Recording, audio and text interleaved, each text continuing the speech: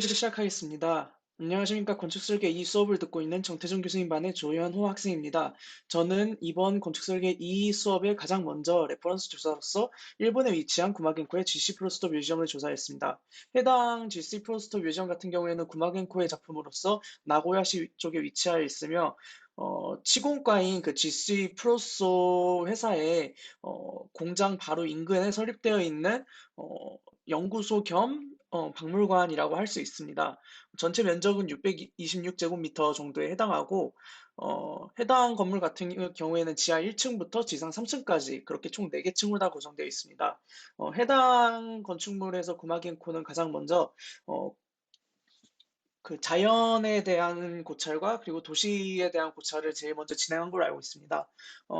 구마겐코는 원래 있었던 기존의 도시를 회색의 차가운 물성을 가지고 있는 그러한 일종의 맥락으로서 해석을 하고 해당 도시에 어떻게 하면은 자연적인 요소, 따뜻한 난색 계열의 요소를 집어넣을 수 있을지 고민을 했습니다.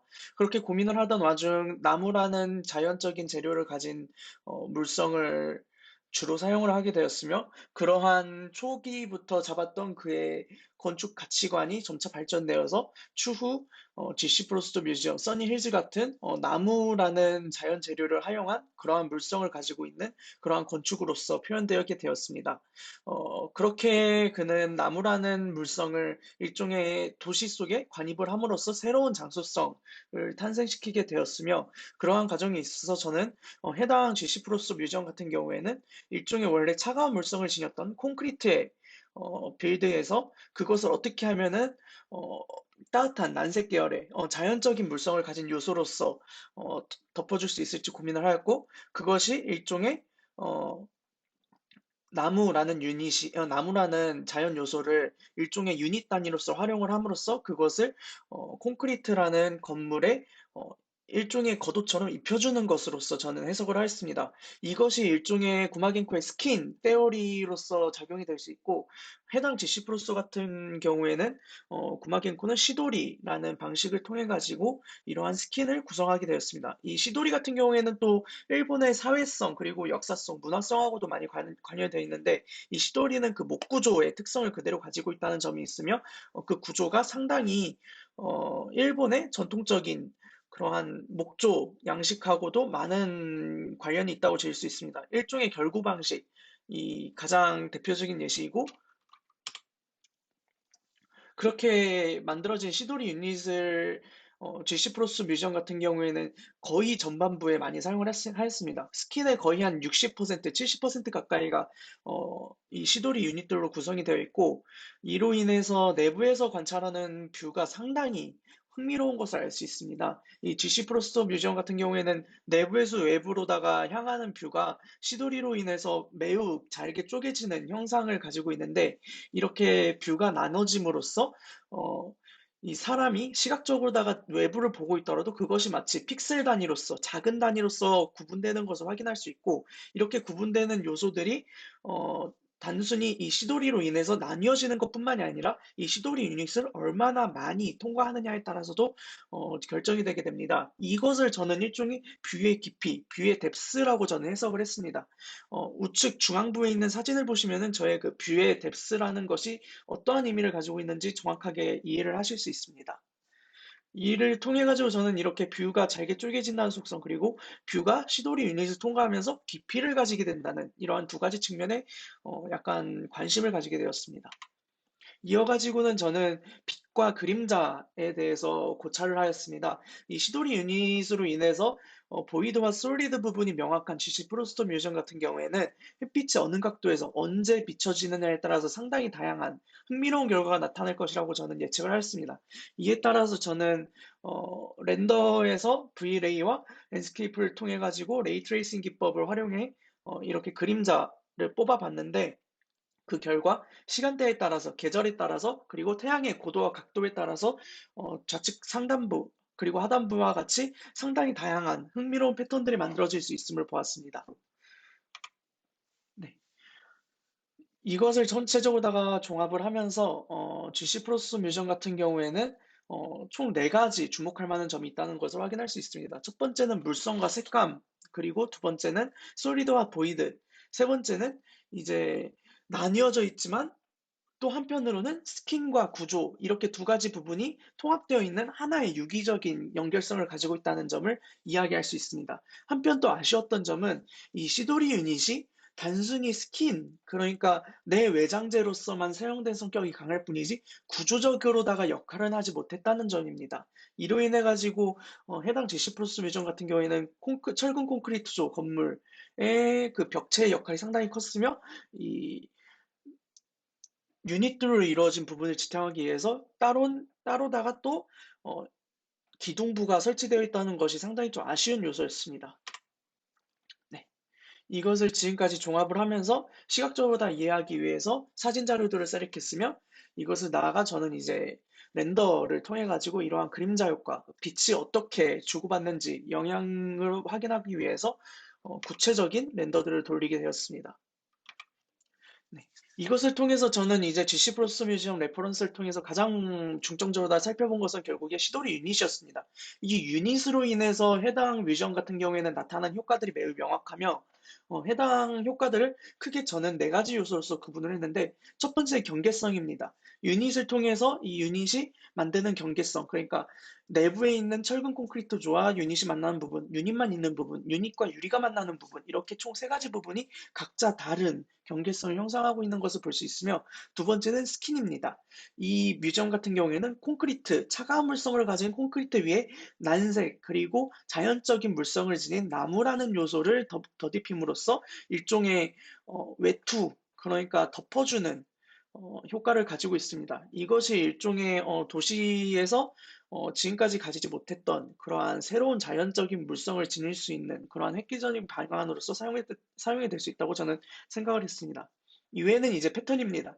앞서 보신 것과 같이 그림자 효과, 그리고 뷰가 잘게 쪼개지는 픽셀적인 패턴, 그러한 것들이 일종의 저는 시도리 유닛으로 인해서 나타난 효과라고 분석을 하였습니다. 이외에도 공간 구성이 있습니다. 이 시도리 유닛으로 인해 가지고 해당 건물 같은 경우에는 내부 공간들이 드라마틱하게 변화하는 부분들이 있고 이 유닛들로 인해서 내부의 공간감이 상당히 달라지는 경우가 있기 때문에 저는 공간 구성 또한 유닛의 상당히 중요한 역할이라고 분석하였습니다. 네. 나아가 저의 방향성입니다. 이제 저 같은 경우에는 이 구마긴코의 일종의 발자취를 따라가다가 그 중에 한 곳에 있는 GC 프로스 뮤지엄을 레퍼런스로서 조사한 것에 해당합니다. 특히 구마긴코 같은 경우에는 이 GC 프로스 뮤지엄 같은 경우에도 이제 그 이후에 발전을 또 나무 유닛을 가져다가 좀 더 발전을 해가지고 이 써니힐즈라는 건축물을 또 만들게 되었는데 이 두 가지 건축물이 이 구마긴코에 있어서는 이 나무 유닛을 활용했다는 점 그리고 그것이 패턴을 이룬다는 점에서 상당히 주목할 만한 요소가 많습니다. 그렇기 때문에 저는 이 두 가지, 나무라는 자연적인 물성, 그리고 그것을 패턴화시킨 이 건축물을 어떻게 저의 어, 이번 건축 설계에 적용할지 구체적으로 약간 파고 들어가 볼 계획입니다. 네. 해당 다이어그램은 이제 저의 레퍼런스에서 뽑아낸 키워드들을 정리한 것입니다. 저 같은 경우는 이제 상위 3개, 컨트라스트, 컨펌, 그리고 materiality라는 세 개의 상위 단어들을 구성을 하고 그 아래에 각각 그것들을 뒷받침하는 하부 요소들을 단어화하였습니다. 특히 저 같은 경우에는 이 중에 컨트라스트, 대조라는 단어에 매우 많이 집중을 하였는데 빛과 그림자의 대조, 그리고 섞임의 대조, 그리고 물성, 재료의 대조, 그리고 시각의 대조. 시각도 깊이가 있고 그 깊이가 이제 깊은 것, 그리고 얕은 것, 그렇게 대조가 될 수 있다고 생각을 해서 저는 콘트라스트가 저의 매우 중요한 키워드이고 이외에도 이것들을 뒷받침하고 유기적으로 연결되는 여러 키워드들이 있다고 분석을 했습니다.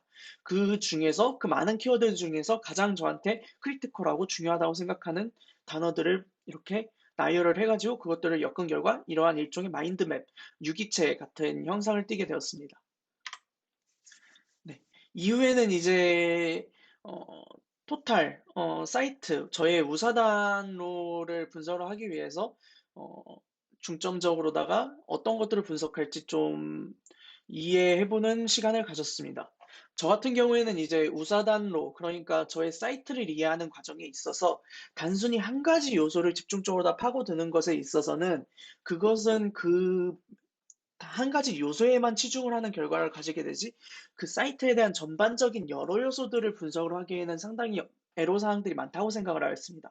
그렇기 때문에 사이트를 분석하기 위해서는 여러 요소들을 전 분야에 걸쳐서 다변적으로다가 약간 분석을 하는 것이 중요하다고 생각을 하였으며, 이에 따라 가지고 저는 총 6개의 분석 요소들을 정했습니다. 프로그램, 라이트 쉐이드, 그리너리, 뷰, 컨트롤, 로드, 이렇게 6가지입니다. 이것들을 저는 전반적으로다가 전체적으로 분석하는 한편 각각의 요소들 약간 딥하게 분석을 함으로써 약간 깊은 호수 같은, 바다보단 아니지만 깊은 호수 같은 그러한 분석을 어, 약간 추구하게 되었습니다. 네.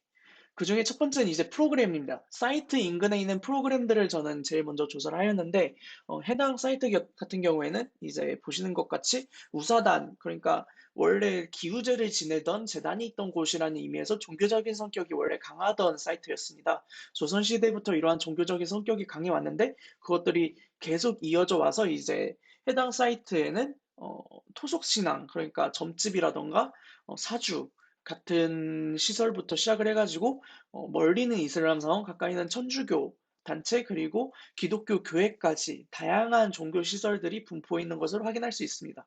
이외에도 이제 우사단로 같은 경우에는 중앙에 우사단 10기를 중심으로 주변부로다가 여러 상업 건물들이 위치해 있는데, 이 상업 건물들의 프로그램들을 분석해 보면은 슈퍼마켓이 가장 많고, 그리고 카페, 그리고 음식점, 옷가게 아주 적은 몇몇 소수 옷가게, 그리고 이발소 소수 몇 군데가 존재하고 있습니다. 이외에도 이제 대부분의 우사단로 주변의 프로그램들은 주거 시설로서 분포해 있는 것들을 확인할 수 있으며, 이 주거 시설들 같은 경우에는 사는 사람들은 생각보다 현재 이제 곧 있으면 재개발이 있기 때문에 많지 않지만, 그래도 해당 어, 우자단로 주변이 워낙에 주택들이 많다 보니까 이로 인해 가지고 사람들이 사는데 이제 차량들의 문제가 또 크고 있습니다. 그렇기 때문에 몇몇 부분들을 공터로서 비워놓고 주차장으로서 확인하고 있기 때문에 이 주차장 프로그램들도 등장한 것을 확인할 수 있습니다. 그것들을 정리한 하나의 다이어그램입니다. 이 다이어그램을 통해 가지고 어, 네. 프로그램, 종교시설, 그리고 주차장, 이렇게 3가지 중점적인 요소를 가져다가 일종의 사이트 프로그램 매핑을 한번 진행해 보았습니다. 네.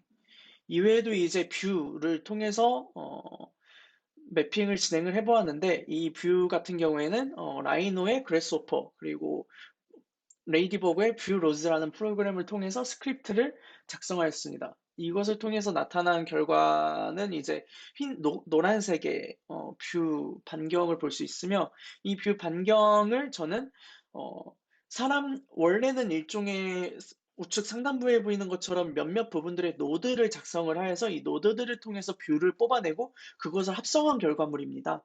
하지만 원래 사람은 항상 걸어 다니면서 주변을 관찰하고 있기 때문에 저는 뷰에도 이렇게 한정된 반경이 아니라 그것보다 더 유동적이고 더 확실한 뷰의 반경이 있다고 저는 생각을 하였습니다. 그렇기 때문에 사람들이 이동하면서 볼 수 있는 뷰의 반경을 일종의 원 상태로서 분석을 하였고, 그것을 일종의 합집합처럼 원들을 교차시킴으로써 일종의 영역을 형성을 하였습니다. 어, 그렇게 만들어진 것이 중앙 우측부에 있는 회색의 원의 반경들이고, 뷰를 통해서 나타나는 시각적인 관철은 이제 하단부에 있는 요소들을 통해서 좀 더 집중적으로 확인하실 수 있습니다. 네, 앞서 말씀드린 이제 뷰의 영역은 이렇게 사이트 매핑을 통해 가지고 좀 더 확실하게 나타나게 됩니다. 여기서 보시면은 이제 우사단로 약간 우측으로 치우쳐져 있는 한광교회 사이트 같은 경우에는 이 교회라는 건물들로 인해 가지고 뷰가 상당히 잘게 나뉘어지는 것들을 볼 수 있습니다. 물론 단순히 교회로 인해서 나타나는 것뿐만은 아니긴 하지만, 뷰에 있어서는 이 교회라는 건물이 워낙에 크기 때문에 어, 상당히 잘게 쪼개져 있고, 이 뷰를 관찰하기 위해서는 주변부를 많이 이동해야 된다는 것을 확인할 수 있습니다. 이외에도 이제 이 뷰 같은 경우에도 반경을 보시면은 이 넓은 뷰의 반경을 가지고 있는 부분이 있고, 아주 얇은 뷰의 반경을 가지고 있는 부분도 있음을 확인할 수 있습니다. 이외에는 이제 어, 등고, 그러니까 해당 대지의 등고, 그리고 건물의 높이를 한 번에 저는 합쳐가지고 일종의 컨투어 플러스 레벨, 빌드 레벨을 하나의 매핑으로서 저는 요소를 분석을 해보았습니다. 좌측에 보시는 데이터들 값들처럼 해당 해당 이제 사이트 같은 경우에는 원래 대지도 높은데 그 위에 올라간 건축물들의 높이 또한 상당히 높음을 확인할 수 있습니다. 특히 이 데이터 값들에서 보시면은 교회 사이트가 가지고 있는 등급값 그리고 건물의 높이 값이 매우 높다는 것을 확인할 수 있으며 그것을 우측에서 보시는 것 같이 보라색으로 일종의 다이어그램화 시켰을 때 이 짙은 부분일수록 높다고 의미하는데 현대 아파트 같은 경우에는 이제 워낙에 높기 때문에 일종의 장벽같이 짙은 보라색을 형성하고 있고 교회 주변 사이트 부분 같은 경우에도 이제 상당히 높은 짙은 보라색 계열의 값을 가지고 있는 것을 확인할 수 있습니다. 이것을 이제 저는 뽑아내기 위해서 DM 값, 등고 그라데이션 값, 그리고 등고 선 값, 빌드, 레벨 값 등 다양한 값들을 사용을 해가지고 그것들을 모두 일종의 레이어화 하듯이 겹쳐가지고 이러한 결과물을 형성하게 되었습니다. 네. 해당 이런 그라데이션, 컨트롤 빌드 레벨에 대한 그러한 다이어그램을 형성한 모습입니다. 네. 다음은 이제 라이트 섀도우 다이어그램입니다. 해당 데이터 값 같은 경우에는 이제 앞서 제가 레퍼런스 아날라이시스에 사용하였던 V-Ray의 레이 트레이싱 기법을 주로 사용을 하였으며 이를 통해 가지고 빛을 효과적으로다가 어느 정도의 면적을 가지는지 실질적인 값으로서 산출을 할 수 있었고 그것을 토대로다가 실제 빛의 영역을 분석을 하고 그것들을 수치화시킨 결과 이제 중앙부 그리고 우측부에 있는 일종의 일련적인 시퀀스를 가지게 됩니다. 어, 아무래도 이제 겨울 같은 경우가 그림자 음영이 지는 부분이 제일 짙고 그러고 여름 같은 경우가 음영이 지는 부분이 제일 적은 것은 원래부터 저희가 예측할 수 있었던 부분인데 그것들을 좀 더 정확하게 수치화시켜서 그것도 또한 이제 빛이 단순히 어느 한 부분에 일정의 명확한 바운더리를 가지는 게 아니라 빛은 이제 산란하고 분포되는 특성이 가지고 있기 때문에 그 영역을 이제 분포화시킨 결과 이제 중앙부에 있는 일종의 영역 다이어그램을 형성할 수 있었습니다. 그것을 이제 사이트 위에 매핑한 결과가 보시는 것과 같이 빛의 영역입니다. 이 붉은 부분이 빛의 영역임을 확인할 수 있습니다. 이외에는 이제 로드맵을 분석을 하였습니다. 해당 로드맵 같은 경우에는 이제 어, 우사단로 주변에 워낙 샛길들이 많고 차들이 다닐 수 있는 도로 그리고 차들이 다니지 못하는 도로에 대한 경계가 매우 명확한 편입니다. 차들이 다니지 못하는 도로는 이제 계단으로 인해서 막혀 있고 폭이 좁은 경우가 많기 때문에 그러한 요소들을 어, 하나하나 분석을 했고 차도를 통해 가지고 차량들이 다닐 수 있는 넓은 도로를 통해서 분류되는 영역 그리고 사람들이 다닐 수 있는 좁은 골목길들까지 이제 세분화돼서 나타나는 통로들, 이렇게 두 가지 영역들을 모두 분석을 하였습니다. 그것을 통해서 이제 매핑한 결과 이제 마치 해당 사이트 같은 경우에는 그리드 같은 시스템이 일종의 변형된 그러한 형태를 취하고 있는 것이 어느 정도 보이긴 하지만 워낙에 이 작은 골목길들 많고 우측 부분, 그러니까 사이트 기준 우측부, 동쪽 부분 같은 경우에는 데드엔드가 많습니다, 도로에. 그러다 보니까 이 길들이 마치 유기적으로 연결되어 있는 것 같은 구성을 취하고 있는 것 같으면서도 이 마치 건물과 도로가 접하면서 그것이 마치 세포와 혈관 같은 그러한 모습, 형상을 띠고 있는 것도 알 수 있습니다. 나아가서 이제 그리너리 분석입니다.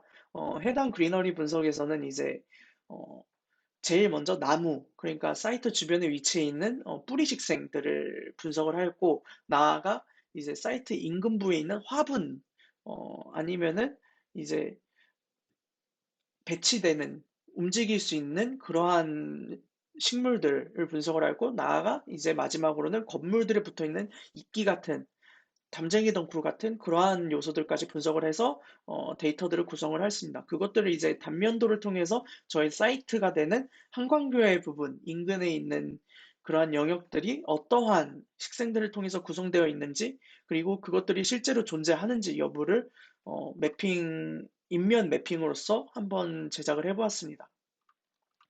이제 그 그리너리를 평면 매핑으로서 분석을 했을 때는 해당 다이어그램이 형성이 됩니다. 해당 다이어그램 같은 경우는 이제 보시는 것과 같이 어, 나무, 그러고 움직이는 식생, 이 주로 구성이 되어 있습니다. 그 중에서도 나무의 역할이 제일 크고, 이 나무 같은 경우에는 이제 가지가 워낙에 길게 뻗어 있는 경우도 있고, 가을에는 이제 잎이 지는 속성도 있기 때문에 그 나무가 어느 정도까지 영향을 미치는가를 통해 가지고 영역을 구성을 하여서 이것을 바운더리화 시켜서 매핑을 하여 보았습니다. 네. 지금까지의 매핑 요소들 중에서 저한테 이제 가중치, 그러니까 제일 중요한 요소가 어떤 것인지 중점적으로 분석을 한 결과가 해당 다이어그램입니다. 저 같은 경우에는 앞서 말씀드렸던 컨트롤 레벨 다이어그램이 상당히 중요하다고 생각을 했는데, 그 이유는 이미 해당 사이트 같은 경우에는 등고가 높은데 그 높은 등고에 건물까지 높다 보니까 그로 인해서 뷰의 막힘이 상당히 심각한 편입니다. 그것을 해결하기 위해서는 저는 이 부분에 대해서 좀 더 강력하게 파고들 필요가 있다고 생각을 하였으며, 이를 위해서 저는 해당 건물과 대지의 등급값들을 이어주어서 일종의 새로운 평면을 구성을 했습니다. 그 평면을 포지티브와 네거티브로 형성을 하고 그것을 겹쳐준 결과 이제 보시는 것과 같이 보라색의 높은 영역이 산출이 됩니다. 이 높은 영역은 실제로다가 앞서 보았던 것과 같이 건물이 실제로 높은 영역에도 해당을 하는 것을 알 수 있습니다. 이 높은 영역, 그러니까 저의 사이트, 제가 고쳐야 된다. 뷰가 상당히 막혀 있고, 실제 건물들의 높이도 높은 이 부분이 어떻게 고쳐져야 될지 좀 더 명확하게 분석하기 위해서 뷰의 막힘 정도가 어느 정도인지 알기 위해 뷰, 그리고 컨투어 그라데이션, 이 두 가지 요소를 컴플렉스화 시켜서 새로운 매핑도 한번 구성을 해보았습니다. 좌측에 보시면 이제 사용된 매핑 요소들에 대한 정보까지 아실 수 있습니다. 나아가선 이제 그리너리와 빛을 한번 컴플렉스화 시켜서 실제 빛이 많은 부분들의 식생들 또한 많은가, 이거에 대한 정확한 고찰을 가져보았습니다. 네. 지금까지 분석하였던 요소들 중에서 앞서 보셨던 것과 같이 제가 중요하다고 생각하였던 컨트롤 레벨, 뷰, 그리고 라이트 쉐이드, 이렇게 세 가지 요소, 그리고 이 도로로 인해서 잘게 쪼개지는 영역들, 이 네 가지 데이터 값을 중심으로 저한테 가장 중요한 사이트가 어디일지 산출을 해보았습니다. 그 결과 저한테 가장 적합한 사이트는 이제 보시는 것과 같이 현재 한광교회 사이트임을 알 수 있습니다. 이 한광교회 사이트 같은 경우에는 이제 한남대교에서도 보시는 것과 같이 건물의 존재감이 너무 큰 것도 확인할 수 있고, 해당 사이트가 원래 등고가 높은데 그 위에 한광교회 자체도 워낙에 높다 보니까 상당히 처음 봤을 때는 당황스러울 정도로 약간 어색한 구성에 해당하는 것을 볼 수 있습니다. 저 같은 경우에는 이 어색함을 어떻게 해결하면 좋을지에 약간 집중을 해보기로 하였습니다. 네. 이를 위해서 제일 먼저 사이트의 정확한 면적값을 도출하였습니다. 해당 한강교회 사이트 같은 경우에는 한남동하고 보강동의 경계가 지나가고 있기 때문에 상당히 이 지적도가 어, 매우 컴플렉스하게 구성되어 있고, 이것을 어떻게 잘 나눠줘가지고 저한테 적절한 사이트 값을 산출할지 저는 고상하였습니다. 그 결과 저한테는 이제 주어진 사이트 값이 약 1600제곱미터 정도가 해당하고, 그 중에 약 660제곱미터 정도를 빌드 값으로 활용하기로 하였습니다. 그를 위해서 이제 사이트에 대한 다시 한번 정확한 미시 분석을 해본 결과, 제일 첫 번째로 나타난 결과는 컨투어 빌드였습니다. 앞서 나타났던 그 전체 사이트의 컨투어 빌드 중에서 그것을 조금 더 미시적으로, 좀 더 정확하게, 그리고 자세하게 분석한 결과이며, 그 결과 보시는 것과 같이 새로운 일종의 영역이 형성되는 것을 볼 수 있습니다. 높은 등고, 그리고 높은 건물값 레벨을 가진 부분에 대한 새로운 영역값이 산출이 되고, 그 중에 저의 사이트 부분이 어디인지, 그 사이트가 어느 정도의 등급값을 가지는지도 어느 정도 데이터 값을 통해서 매핑이 되어 있으며, 실제 이를 위해서 저는 우측이 보시는 것 같이 컨트롤 레벨, 컨트롤 그라데이션, DEM 데이터, 그리고 빌드 값을 사용해서 이 데이터들을 산출을 하였습니다. 다음은 이제 뷰 매핑입니다. 이 뷰 같은 경우 한강교회가 있을 때에는 원래 이 교회들로 인해서 잘게 쪼개져 있고 전체적인 주변을 보기 위해서는 이 사용자가 끊임없이 지나다녀야 되는 그러한 애로사항이 있었습니다. 앞으로도 당연히 제가 만드는 건축물로 인해서도 뷰가 어느 정도 쪼개지는 그러한 현상은 나타날 수 있지만 원래 있었던 이 한강교회 같은 경우에는 전체 약 4동 정도의 건물이 있기 때문에 이러한 쪼개짐 정도가 매우 심각했습니다. 이것을 저는 한강교회를 지우고서 전체적인 뷰를 조금 더 깊게 분석을 하기 원했고, 그 결과 반경 50m와 85m 정도를 분석한 결과 우측에 보시는 것 같이 새로운 영역의 뷰 데이터 값이 산출된 것을 확인할 수 있습니다.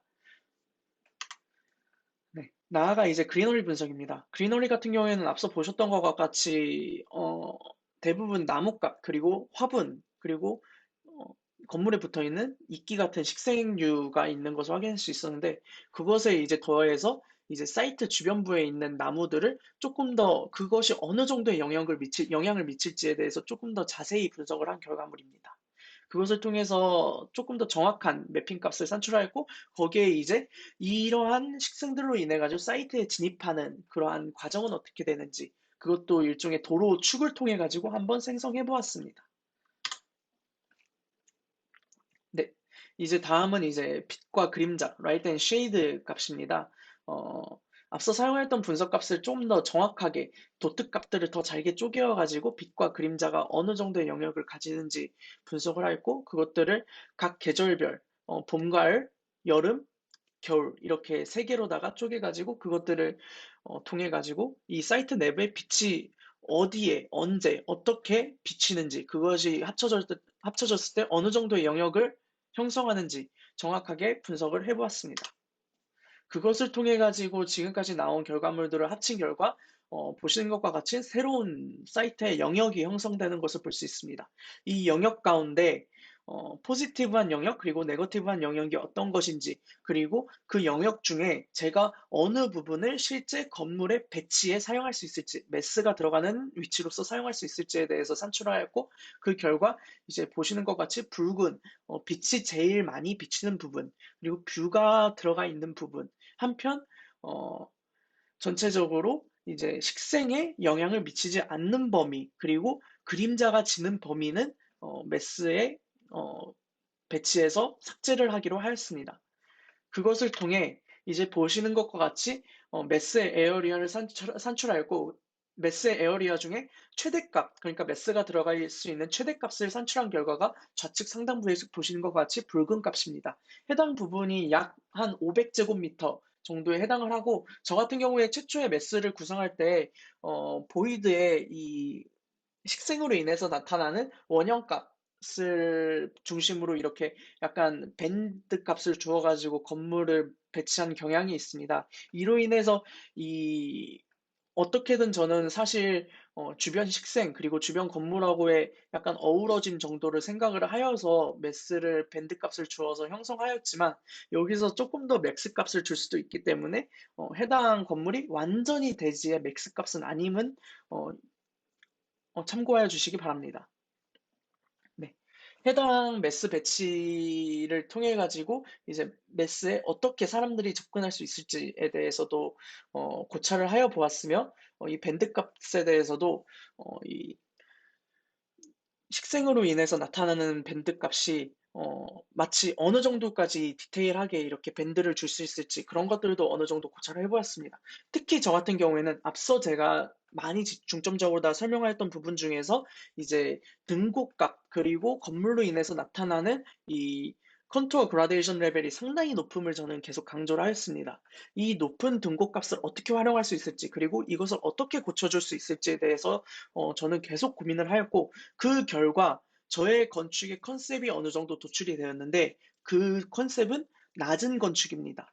전체적인 건물의 높이가 낮은 것, 그리고 이 등고값이 높고 낮음을 활용을 하여 가지고 저는 이 대지적인 부분부터 이 건축을 실행하려고 계획을 세우고 있습니다. 즉, 대지 계획을 통해 가지고 이 등고의 하부 부분, 이 등고의 아랫부분까지 어떻게 사용할 수 있을지, 지하 부분을 통해 가지고 이 건물의 내부 구성을 어떻게 할 수 있을지, 그 지하의 메스는 어떻게 형성할 수 있을지에 대해서도 약간 고찰을 하고 있는 상태입니다. 이것이 저의 강점으로서 다가오는 요소는 어, 일종의 음, 건물 위에만 사용하는 것이 아니라 건물 하부를 사용할 뿐더러 이 건물 하부를 사용함으로써 건물의 상층부는 전체적으로 높지 않게 낮은 구성을 취할 수 있으며 그것이 앞서 제가 계속 강조했던 뷰의 확장, 뷰의 개방, 그리고 어, 나아가 이제 빛과 그림자의 극명한 대비 같은 저의 중점적인 컨트라스트라는 키워드, 그리고 머테리얼리티라는 키워드, 이러한 키워드들까지도 이 등고 대지 계획을 통해서 좀 더 극명하게, 명확하게 설정될 수 있다고 저는 분석을 하였습니다. 이를 위해서 저 앞으로 향후 저의 발전 방향은 단순히 매스를 지상 위에만 배치하는 것이 아니라 이 등고 내부를 어떻게 구성할 수 있을지, 그리고 지하의 하부 구조를 통해서 동선을 어떻게 구성하고 하부의 매스는 어떻게 설치할지 등등을 통해 가지고 전체적인 매스를 디벨롭하는 것이 저의 앞으로의 과제입니다. 지금까지 들어주셔서